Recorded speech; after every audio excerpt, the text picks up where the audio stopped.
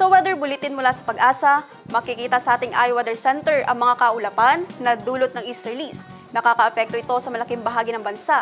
Samantala, asahan naman ang mainit at maalinsangang panahon sa malaking bahagi ng bansa. Walang minomonitor na LPAU bagyo ang Pag-asa sa loob at labas ng Philippine Area of Responsibility. At para naman sa magiging lagay ng ating panahon bukas, sa Cotabato City, maglalaro ang agwat ng temperatura sa 24 to 32 degrees Celsius at 70% ang chance of rain.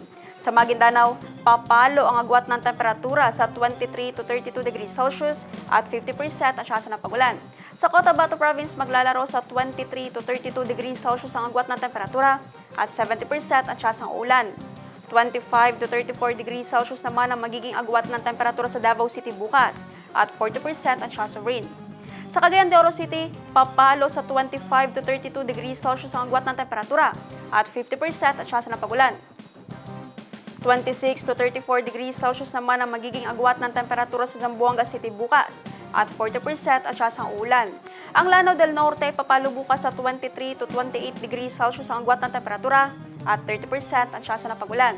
Habang sa Lanao del Sur naman ay makakaranas ng 19 to 24 degrees Celsius ang agwat ng temperatura at 100% ang chance of rain. Ang araw ay sumikat kaninang 5:36 ng umaga at lumubog ng 6:12 ng gabi. At yan ang latest mula sa ating iWeather Center. Naphtali Velarde, iMinds, Philippines.